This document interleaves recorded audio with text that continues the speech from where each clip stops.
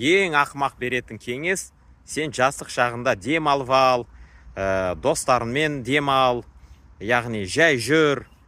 Ол ең ақымақ кеңес. Неге? Өйткені дәл жастық кезін, дәл сенің жастық кезін, сенің энергиян тасып тұрған, күш қуатын тасып тұрған кезінде бизнес жасау керек, жұмыс істеу керек, үйрену керек, құлау керек, шалыну керек, бизнестің түр-түрін бастап жүргізу керек.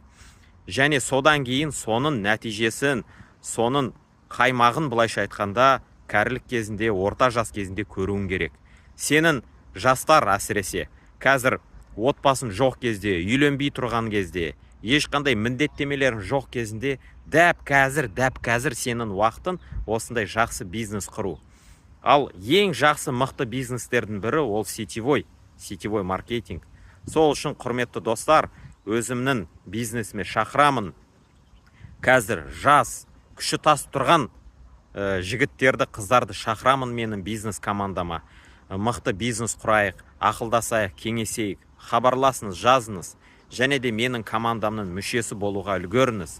Мықты осындай мотивациялық кеңестер береміз. Осындай мотивациялық видео түсіру арқылы сіздердің командаларыңызда көбейеді, сіздерге адамдарыңыз өзі жазылады, өздері келеді.